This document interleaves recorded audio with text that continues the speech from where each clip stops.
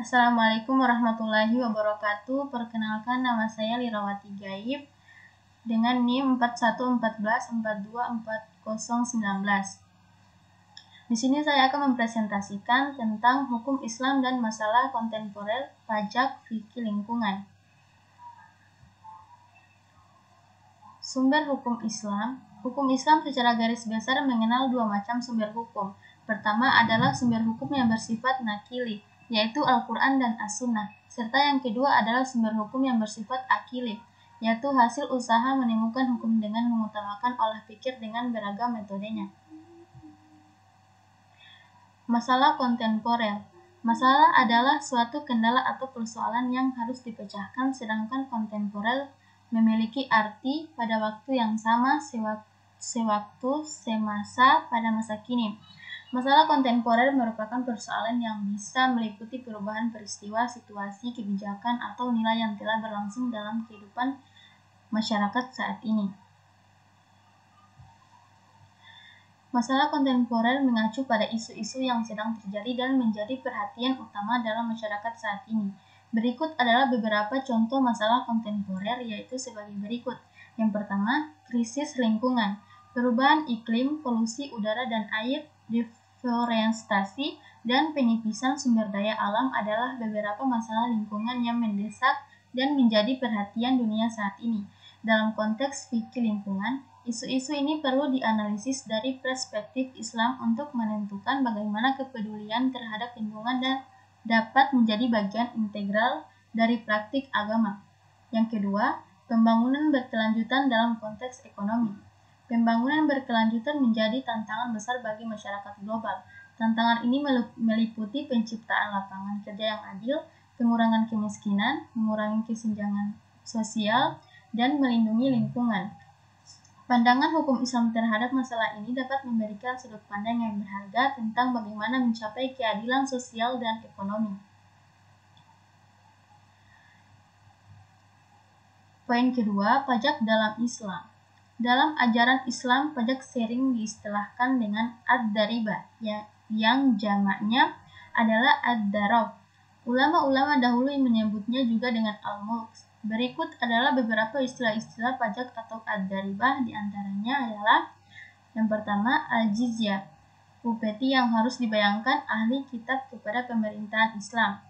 Yang kedua, al-kharaj, atau pajak bumi yang dimiliki oleh negara. Yang ketiga, al-ush, atau bea cukai bagi para pedagang non-muslim yang masuk ke negara Islam.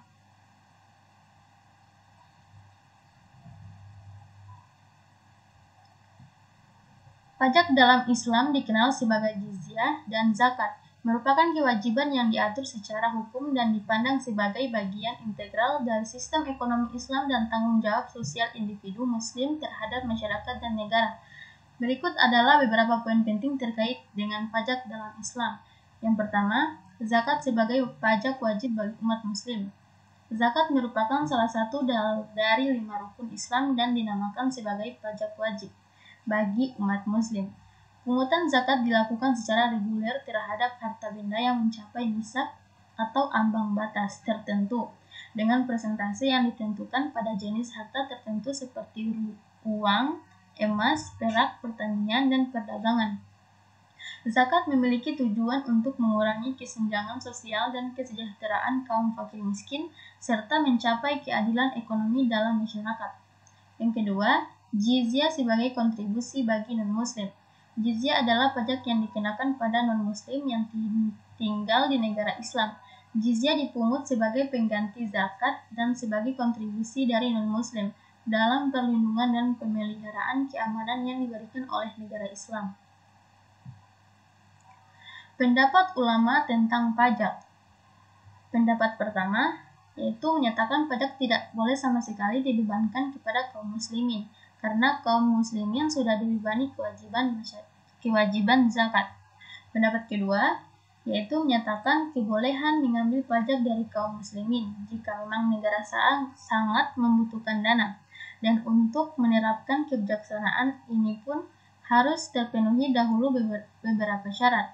Di antara ulama yang membolehkan pemerintahan Islam mengambil pajak dari kaum muslimin adalah Imam Ghazali Imam Syatibi, dan Imam Ibnu Hazm.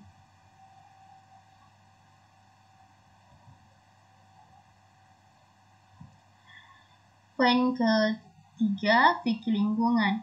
Fikih lingkungan adalah cabang fikih yang mempelajari pandangan dan hukum Islam terkait dengan perlindungan, pelestarian, dan pemeliharaan lingkungan alam. Hal ini secara khusus mencakup tanggung jawab manusia sebagai khalifah atau pengurus dalam menjaga dan memelihara alam semesta yang diciptakan oleh Allah Subhanahu wa Ta'ala. Berikut adalah beberapa poin penting terkait fikih lingkungan. Yang pertama, yaitu tanggung jawab manusia terhadap lingkungan. Dalam Islam, manusia diberikan tanggung jawab untuk menjaga dan memelihara lingkungan secara keseluruhan. Allah Subhanahu wa Ta'ala menciptakan alam semesta ini dengan kesempurnaan dan keharmonisan, dan manusia ditugaskan sebagai khalifah untuk menjaga kelestariannya. Tanggung jawab ini mencakup pemeliharaan air, udara, tanah, dan berbagai aset alami lainnya. Yang kedua, prinsip hifz al-mawarid atau pemeliharaan aset alam, yaitu fikih lingkungan dalam Islam mendasarkan pemahamannya pada prinsip hifz al-mawarid, yakni pemeliharaan dalam perlindungan terhadap aset-aset alam yang telah diberikan oleh Allah. Manusia bertanggung jawab untuk menghindari penyalahgunaan, pengeksploitasi, dan kerusakan pada lingkungan, serta memelihara keanekaragaman hayati dan keselarasan alam.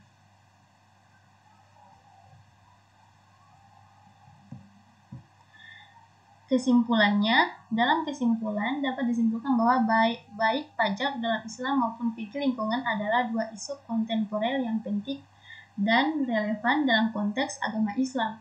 Dalam Islam, pajak dipandang sebagai kewajiban sosial dan ekonomi yang harus dipenuhi oleh individu Muslim untuk berkontribusi dalam membangun masyarakat yang adil, merawat kebutuhan umum, dan mempromosikan kesejahteraan bersama. Pajak juga harus dikelola dengan prinsip-prinsip keadilan, proporsionalitas, dan transparansi. Baiklah, terima kasih. Sekian dari saya. Wassalamualaikum warahmatullahi wabarakatuh.